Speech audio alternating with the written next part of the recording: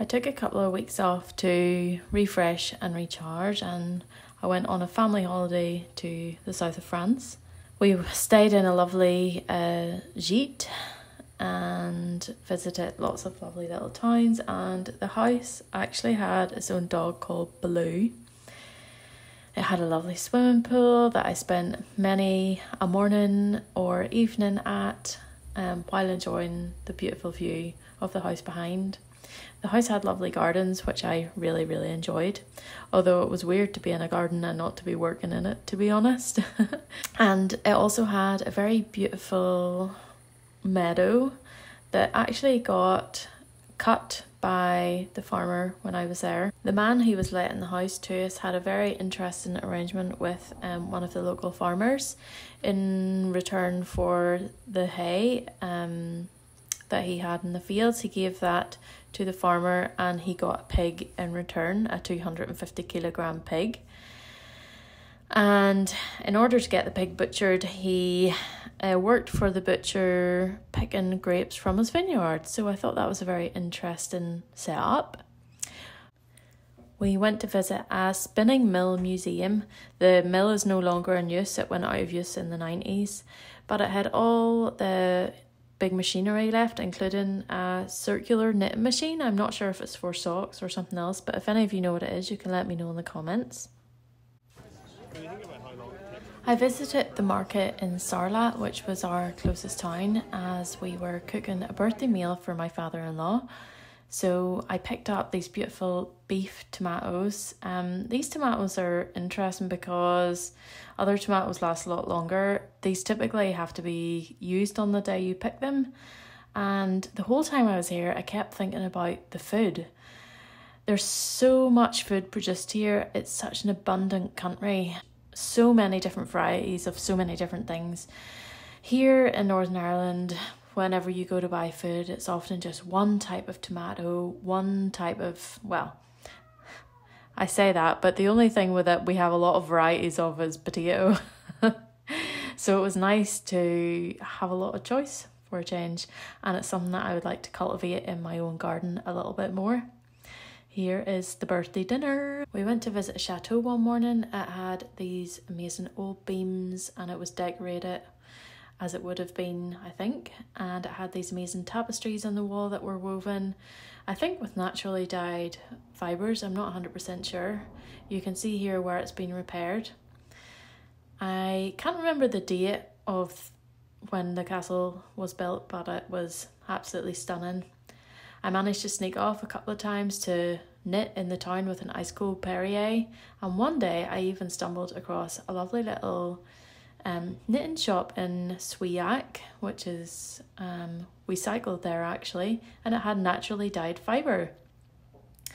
And I was surprised to learn that the ladies in the shop knew who I was, so that was hilarious, and we of course had to take some photos together.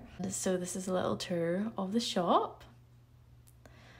Yeah, and the yarn that I bought in the bag there was a local sheep breed that I cannot remember the name of now, but it's specific to the region, and it was just delightful. Here are the two ladies from the shop.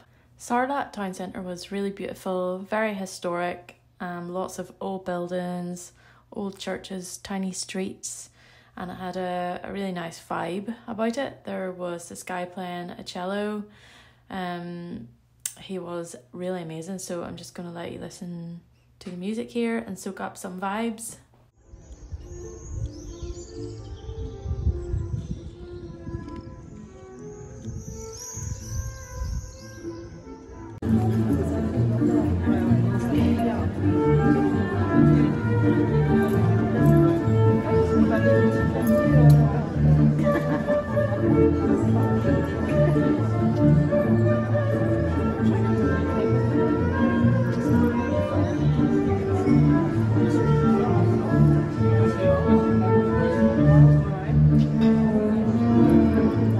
The French have this word called terroir, and it means, I don't think we have a word for it in English that explains properly what it is, but it means how the place, the region that you're in, how all the things about it affect what is produced. I think it's usually used in relation to wine, but I think it applies to everything, including food. And I was thinking about it a lot and how it affects yarn, how the terroir of Northern Ireland affects yarn. And it was just a kind of an interesting thought as to how our wild, windy weather, climate and soil affect the fibre produced here in my region. I'll report back on that once I've thought a little bit more about it, but these are the kind of thoughts the French food, the markets and the cooking were starting to give me. If any of you speak French or are French, you can maybe comment on this. We went kayaking one day in the river. I just want to leave you with some of the beautiful sounds of the water here.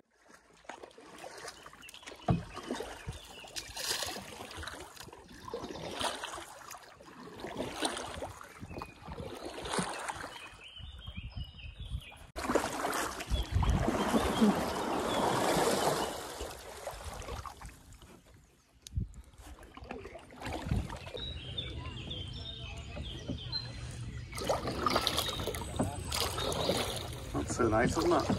Lovely. It's lovely.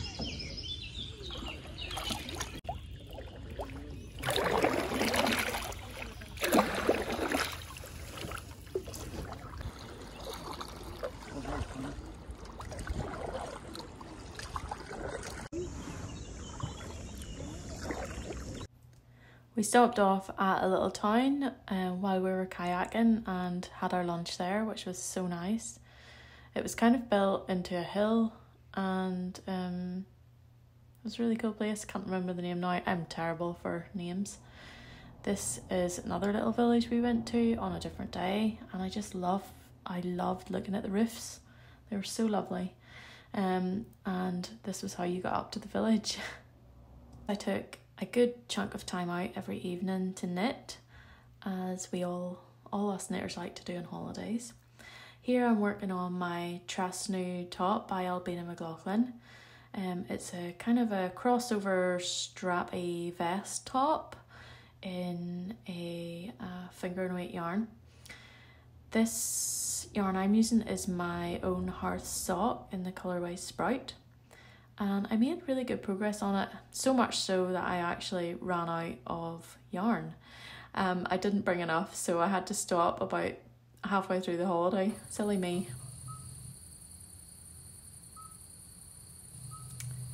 You hear this sound? The first night I was here, I actually thought this was some sort of alarm or security system that was beeping, and then we figured out after talking to the owner that it's the sound of a midwife toad. So that was pretty crazy, and I got used to it pretty quickly. But who knew a toad could beep? During nap time one day, while we were on a trip to yet another village, I took some time to knit while my little girl was sleeping. And here I'm working on a pre-knit for Albina McLaughlin, that is. And it is a kind of a collared bottom-up sweater. I'm using two of my natural sock colours, Mojito Fizz and what's the other one called? I can't remember now, but they look cool together.